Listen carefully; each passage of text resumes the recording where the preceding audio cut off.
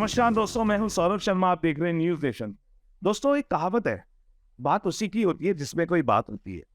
और अगर किसी फिल्म की बात हो रही है तो आप समझ सकते हैं उसमें कितनी चीज स्पेशल होंगी। और उसी फिल्म की हम बात करने वाले हैं। सर, मैडम, परपंच आज पूरी स्टारकास्ट मेरे साथ मौजूद है। आप सभी का न्यूज नेशन में बहुत बहुत स्वागत है। शुक्रिया। सबसे पहले आपसे जानना चाहूंगा, बिकॉज बटरफ्लाइज होंगी स्टमक में, क्योंकि टॉपिक ऐसा है, एक स्पेशल कहानी है, स्पेशल लोगों की कहानी है। और उसमें रिसर्च भी बहुत हुआ होगा, हमने पढ़ा भी बहुत होगा। लेकिन इंडियन कल्चर को कितना कनेक्ट कर पाए, क्योंकि मुझे पता है आपके फादर इंडियन है, तो इस फिल्म के थ्रू इंडियन कल्चर को कितना कनेक्ट कर पाया? हाँ जी। नमस्ते। मेरा पापा हिंदुस्तानी है, but I grew up in the United States and I studied there. So इसलिए I had an advantage and I was able to connect to Anna because I also had the biracial, bilingual languages spoken in my house. And so on that term, and also studying in universities in the United States, being accustomed to the culture in different countries, meeting people for the first time, some not, and traveling back and forth. So I was able to relate to Anna on various levels in that way. अच्छा, बहुत सारे directors कहते हैं ये new India की कहानी है और इसमें एक अलग इंडिया दिखेगा। मुझे लगता है कि ये इस फिल्म से हम कह सकते हैं ये न्यू इंडिया की कहानी है। और इस न्यू इंडिया की कहानी को जिस तरीके से आपने पेश किया है और जिस तरीके से आप निकाल के लाए सुपर वुमेन्स को, कितना स्पेशल आपके लिए प्रोजेक्ट है सर? बहुत महत्वपूर्ण है मेरे लिए और मेरी पिछली फिल्मों से बहुत अलग भी है ये। तो मुझे लगता है हिंदुस्तान बदल रहा है, गांव भी बदला है, गांव का व्यवहार, रहना के तौर तरीके, खाना, सब कुछ बदल रहा है। तो मुझे लगता है हमने आज की जनरेशन को छूने के लिए, जो शहरों के दर्शक हैं, जो 18 से 20-24 साल, जो मोबाइल सेवी हैं, उसके लिए हमने गांव में मोबाइल ग्रैंड मदर है जो वायरल होना चाहती है और वायरल होती रहती है, वो भी कैरेक्टर हैं। तो मुझे लगता है कि यस, बहुत पूरे हिंदुस्तान की कहानी है गांव-गांव में जो हो रहा है उसकी। आरती जी, आपका भी बहुत बहुत स्वागत है। और जी सर। जिस तरीके से आपका कंट्रीब्यूशन रहा है समाज के लिए, उन औरतों के लिए, मुझे लगता है कि एक एक बहुत अच्छा सुपर वुमन के साथ एक नाम है जो हम आपको दे सकते हैं, दैट्स अनसंग हीरोज, जो आगे तो नहीं है लेकिन पीछे इतना कुछ हमारे समाज के लिए कर रहे हैं। और ऐसे हमारे समाज में बहुत सारी सुपर वुमेन्स होंगी। कैसे, मतलब क्या सोच आती है? बिकॉज इजी तो नहीं होता है सब चीजें, और लोगों का साथ कई बार मिलता है, मॉनिटरी मिलता है, कई बार मॉनिटरी नहीं मिलता है, कई बार अपने पास मॉनिटरी चीजें नहीं होती है। जी। उस पाथ पे हाँ जी। कांटे बहुत है, लेकिन आप फूल बिछाते गए और वो रास्ता आसान होता रहा। जी। और किस तरीके से उस रास्ते को आप देखते हैं, उस पाथ को देखते हैं जिस पे आप चल पड़े हैं? मैं जब नौकरी कर रही थी IDBI में, इन्वेस्टमेंट सेक्शन ऑफिसर थी। गांव का कुछ लोग मुझे बुलाने गए कि आप आइए, गांव में सरपंच बनेंगे। तो मैं सोची I feel society need me, so I resign in my job and that time I was the youngest sarpanch of India.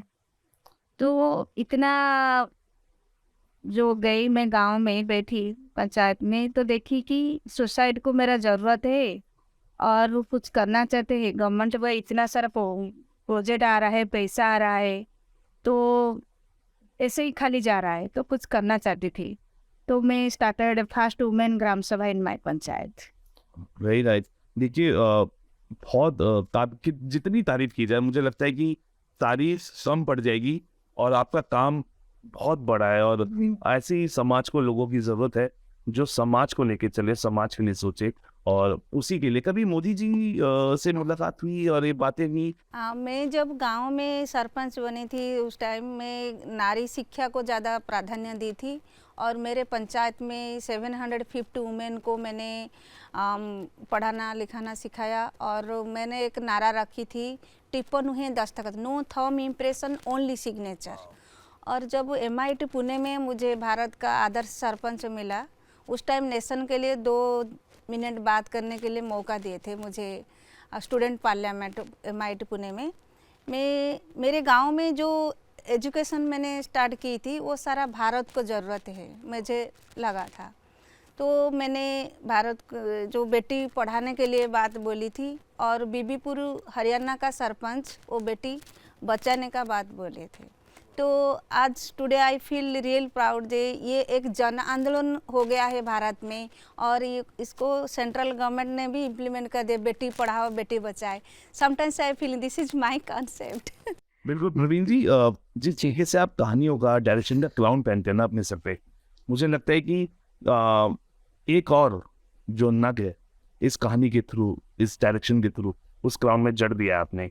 और बहुत इमोशनल चीज़ें भी होती है, क्योंकि आप जिस चीज़ से जुड़ते हैं, क्योंकि सुनना समझना और उसको ग्राउंड पे लाना में बहुत अंतर होता है, हकीकत को ज़मीन पे लाना। कैसे इतनी सारी, क्योंकि सुपर वुमेन्स इतनी सारी है, उसको ज़मीनी हकीकत पे लाना आपके लिए क्या टफ रहा थोड़ा? नहीं, देखिए, मैं हमेशा से छोटे गांव में पला बड़ा हूँ। पहले शिक्षा भी छोटे शहरों में हुई है, और मेरी 4 बहनें थी, अभी भी हैं, 3 हैं। तो मैंने देखा है कि कैसे हमारी बहनें आगे आई हैं। और फिर चूँकि हम समाज से जुड़ी फिल्में नहीं बना रहे हैं, ये हमारी एक बहुत बड़ी मुसीबत भी कही है सिनेमा इंडस्ट्री की भी। तो मुझे लगा है कि मौका है कि जब हम हमारे यहाँ की उन महिलाओं की कहानी बनाएं, उन महिलाओं के बारे में बताएं, लेकिन एक तरह से ज्ञान या बहुत प्रवचन देने के तरीके से ना बनाई जाए। तो इसलिए हमने पूरा इसको व्यंग की तरह से बनाया है। इस फिल्म को एक जो गांव में एक पढ़ी लिखी महिला आके किस तरह से परिस्थितियों से निपटती है या उनको परिस्थितियों से लड़ना पड़ता है, उसको पूरा एक सामाजिक व्यंग में ढाला है। तो मुझे लगता है ये अच्छे ही होना चाहिए, फिल्म लोगों को पसंद आएगी, मुझे ऐसा लगता है। अच्छा, आपसे मैं जानना चाहूँगा, क्योंकि आप इंडस्ट्री में कुछ नहीं है, क्योंकि आपने पहले भी काम किया है। वेलकम टू न्यूयॉर्क 2017 और पार्टनर्स में 89, 88 और 90 एपिसोड्स में आप दिखाई दिए पार्टनर्स में। और सो आपका जो तारुफ है बहुत पुराना है, 2017 से अगर हम कहें तो। लेकिन हर कहानी कुछ सीख देती है, हर कहानी से आप कुछ लेके जाते हैं।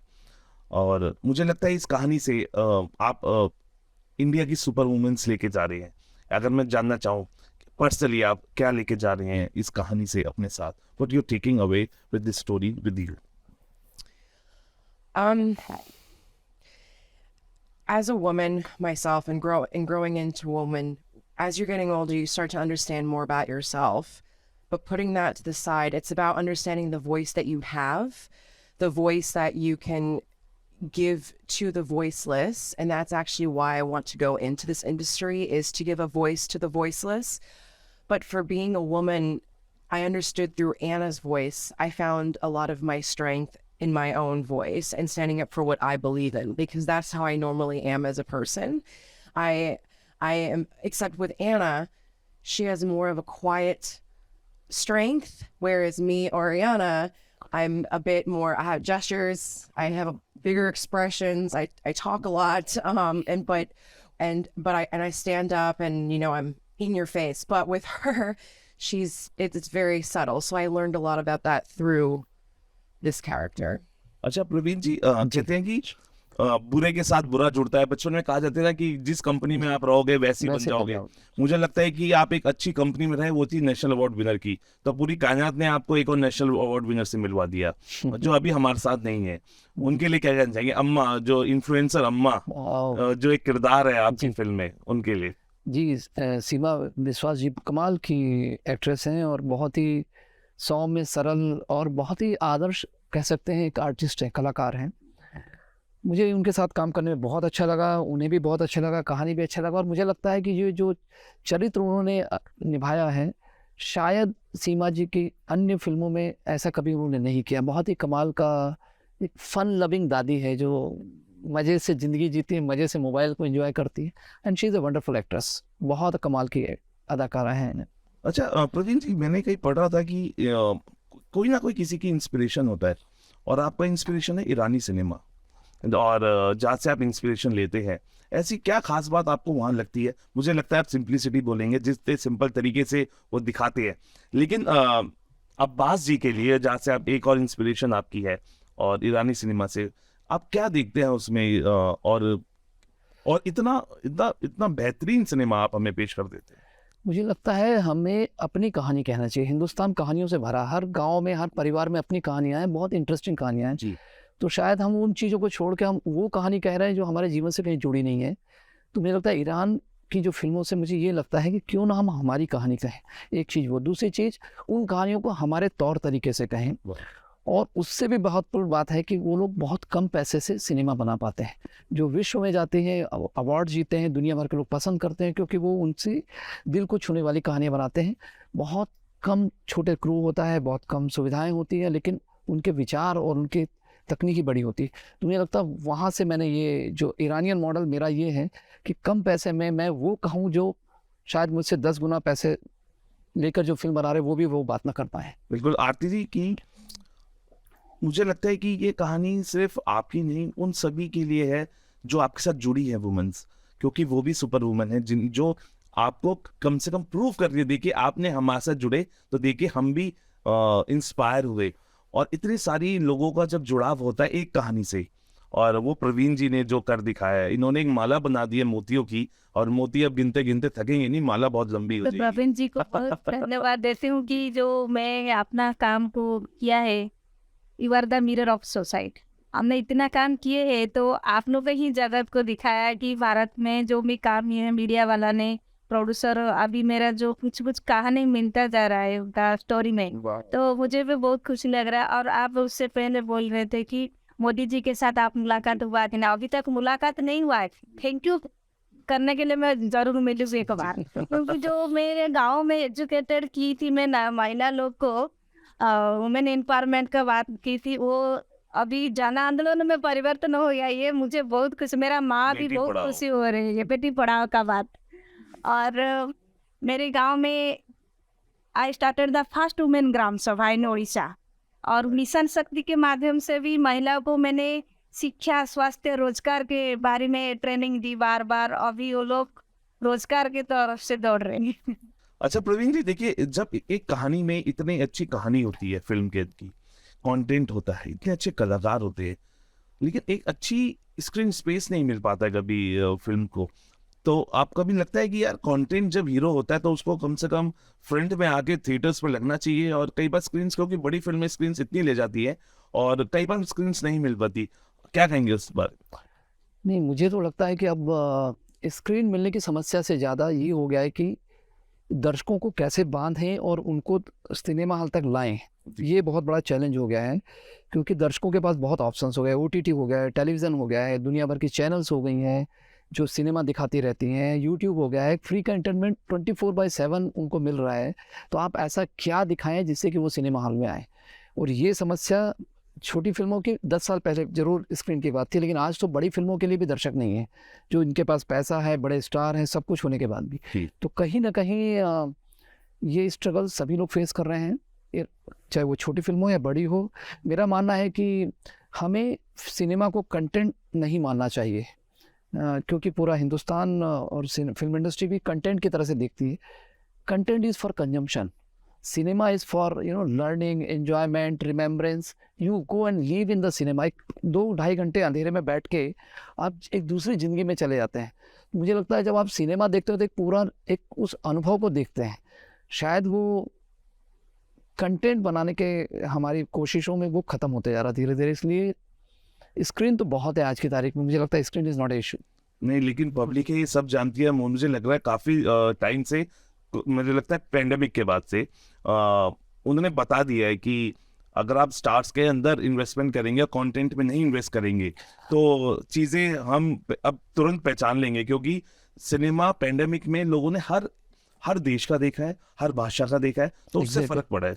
आपकी बात सही है। और मुझे लगता है ना, जब आप कैलकुलेटर देख के सिनेमा बनाते हैं, कैलकुलेटर रख के, तब सिनेमा नहीं बनता है।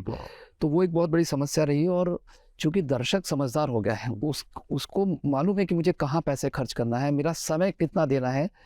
तो एक समझदार दर्शक आज बहुत उम्मीद से सिनेमा वाली की तरफ देखता है कि हमें ऐसा कुछ दीजिए कि हम आपके पास आए, और वो नहीं हम दे पा रहे हैं। इसलिए प्रवीण जी वॉकिंग विद द विंड और विंड ऑफ साइलेंस जैसी मूवीज और जो मुझे लगता है मिरर है वो भी, और वो समाज का एक आईना कहते हैं फिल्म होती है, और आप उसको पेश करते हैं।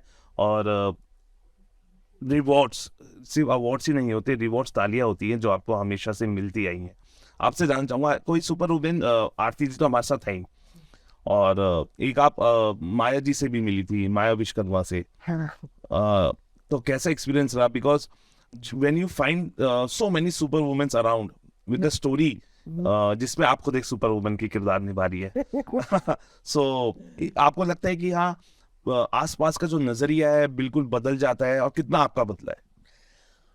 So I met with Maya Ji last week, or it was a few days ago, and meeting with her, and also now meeting with Aarti Ji, just seeing two women who are both sarpanches, and they are strong leaders in their own villages, and they're making change.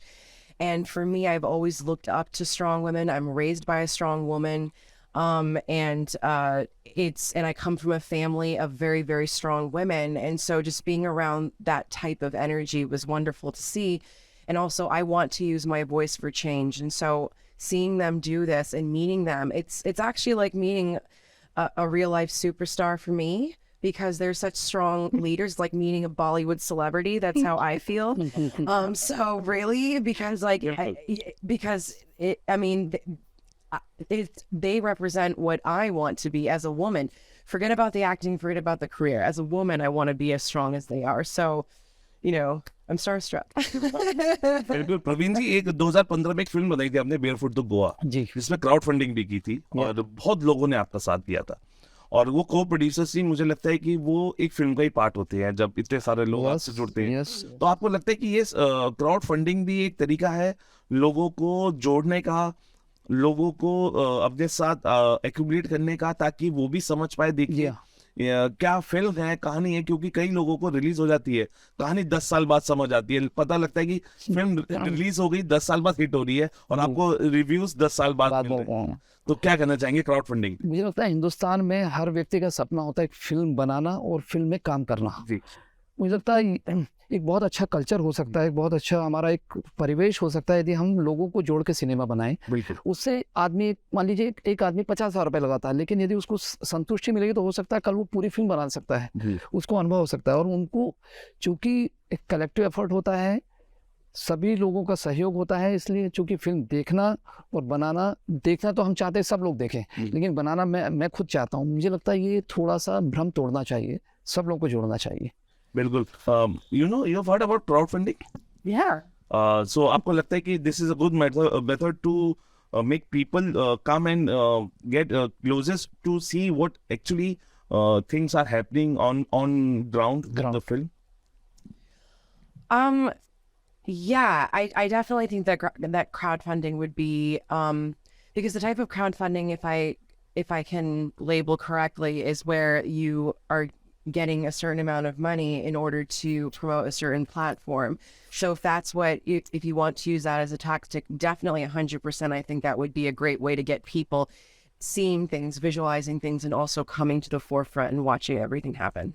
अच्छा, आपका एक चीज और लोगों को treat देती है, जो फिटनेस वीडियोस आप डालते हैं सोशल मीडिया पे, and that is inspiring too. Did you? I think you know more about me than I know about me. What else? Tell me. No, that is what देखिए किसी भी तरीके से आप अगर किसी को भी इंस्पायर कर रहे हैं, वो बहुत इम्पोर्टेंट है। Do you know my favorite color? Black? No. देखिए, एक चीज गलत इसलिए बोलनी पड़ती है ताकि जो जवाब है ना वो जल्दी मिले। Oh, sorry. Anyway, you were asking. So देखिए, कुछ भी चीज आप करते हैं, अगर लोग उससे इंस्पायर होते हैं, Yeah. वो बहुत जरूरी हो जाती है, और fitness is one of those things. Yes. तो और जब जिस तरीके से आप ट्रीट देते हैं सोशल मीडिया पे with your fitness videos, fitness मुझे बहुत बहुत पसंद है, बहुत पसंद है। रोज 1 घंटे के लिए मैं जिम गई थी, और मैं जिम जाती हूँ, and I go in the mornings. I make that as a routine for myself because I feel like that starts the day. It starts your mood for the rest of the day, and also I do believe in being fit and being healthy, and it has to do with setting a certain mindset for yourself throughout, just in living your life. And I feel like it's a way of showing commitment to something, and it actually affects the rest of the activities that come in your day. So fitness for me is बहुत ज़्यादा, it's very important. देखिए, black colour मैंने इसलिए बोला था क्योंकि जो fitness conscious होते हैं ना, ब्लैक कलर इससे पहनते हैं कि फिट दिखते हैं।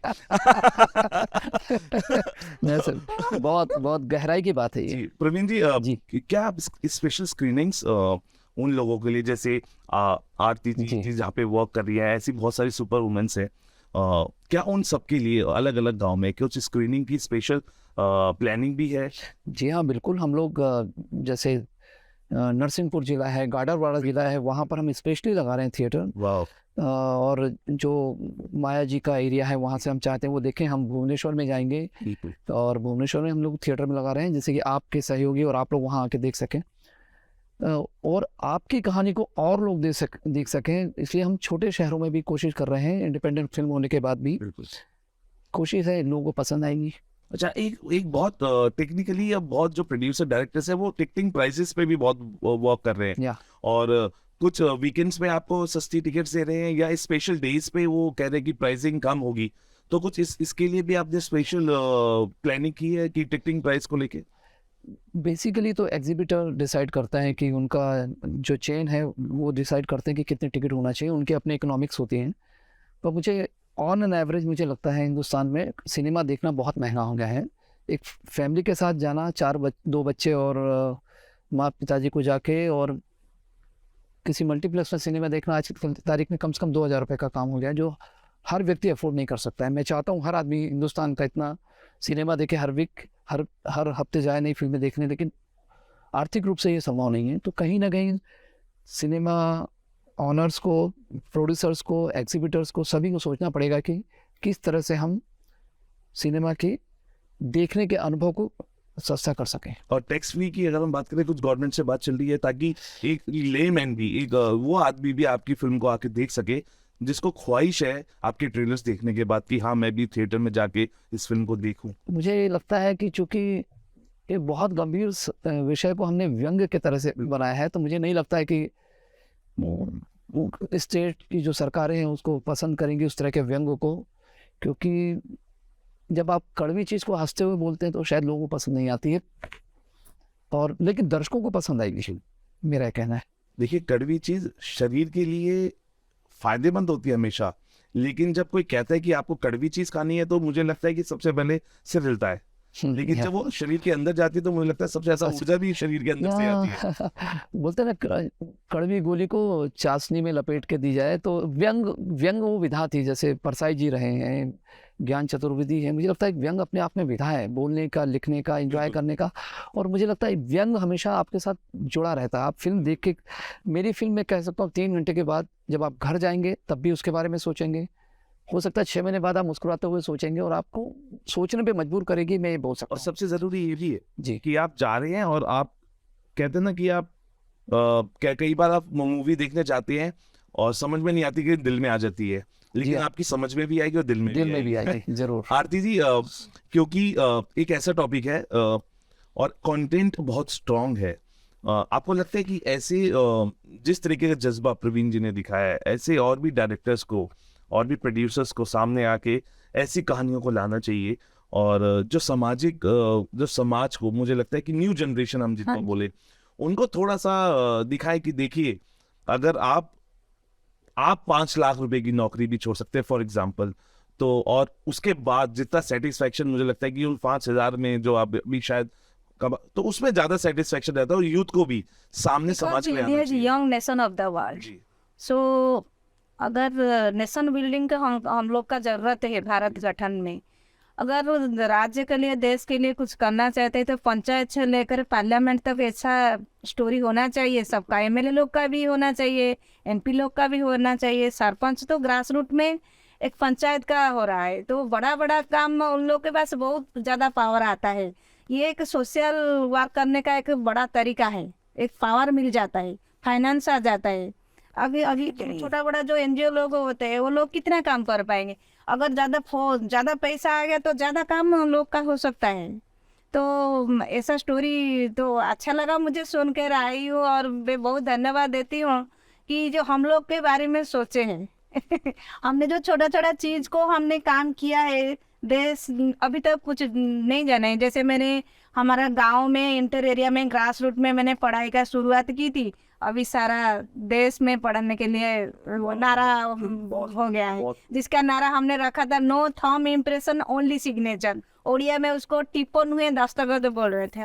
और जैसे प्रकृति मित्र अवार्ड मिला मेरा पंचायत को, मैंने 1.5 लाख पेड़ लगाए थी गाँव में।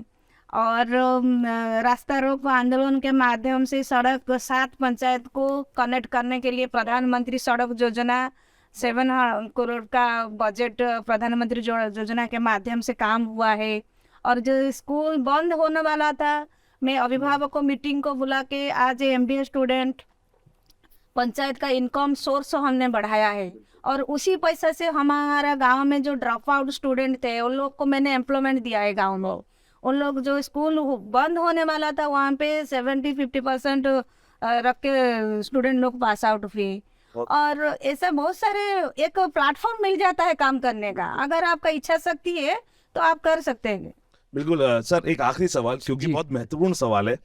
जिस तरीके से एक सिलेबस में कंपलसरी कर दिया जाता है ये पढ़ाना है और ये पढ़ना चाहिए, मुझे लगता है कि एक डायरेक्टर को भी एक साल में कंपलसरी कर देना चाहिए कि एक ऐसी फिल्म बनाइए जो समाज को लेके हो, या जिस तरीके से कंटेंट आप लेके आए उसको हो। आपको लगता है कि ये भी कंपलसरी हो जाना चाहिए? It's a very good idea actually, I think it's a good idea. मैं तो फिर हर साल बना सकता हूँ एक film. It's wonderful, I think या व्हाई नॉट। उस पर क्या विचार है आपका? हाँ, ये जरूर कह सकता हूँ कि आप कम से कम एक कमर्शियल फिल्म बनाइए, तो एक ऐसी फिल्म बनाइए जो हमारे दिल को छुए और हमारे सिर्फ इंटरटेनिंग वाली ही ना हो। ऐसा कुछ तो करा जा सकता है, लेकिन So what you have to think about this, कि if a government is doing compulsory subject in any class, then this has to be done कि कोई डायरेक्टर है that has to be compulsory कि ऐसे कंटेंट को लेके आए हर साल और एक ऐसी फिल्म बनाए। What kind of film? What subject? I can Oh, say this like kind of that. film? Karan Johar should make a movie like this every year, one. Oh yeah, definitely. Better way to repay. Yes, thank you. Like what subject I would want them to make it on? I would definitely think it should be on films that are more on enlightening the youth about what's going on in whatever subject they want to, just something that's bringing to light what maybe is not being told, or like anything. I'm more into films that are like taboo or that are exposing or that are educating, I would actually like to say, and then challenging the mind. So at least one type of film like that, where you feel like you're walking out of the cinema and it's like you learned something, you challenged your mind. Those kind of concepts need to come around more often. बिल्कुल, और हम भी यही चाहते हैं कि ऐसी जो समाज है और जो हमारी समाज की सुपर वुमेन्स हैं, आरती जी हमारे साथ बैठी हैं और भी कई सुपर वुमेन्स हैं, उनकी कहानी को सामने लाना चाहिए, बिकॉज वो हमारी असली हीरोइंस और असली अनसंग हीरोज़ भी हैं, और उन पे भी फिल्में बनी ताकि लोगों को पता चले, इंस्पायर्ड हों आप लोगों से। हमसे बात करने के लिए बहुत बहुत शुक्रिया, लेकिन जानने से पहले आप सभी सुपर वुमेन्स के लिए एक बात बोलूँगा जो शायद हमारे माध्यम से 2 लाइन है, लेकिन वो आज का हमारा समाज समझ पाए। वो ये है, अब तो तू अपनी शक्ति को पहचान, अब तो तू अपनी शक्ति को पहचान, कृष्ण से पहले लोग लेते हैं राधा का नाम। अरे वाह, बहुत तो सुंदर। आज के लिए फिलहाल इतना ही। आप बने रहिए न्यूज़ नेशन के साथ।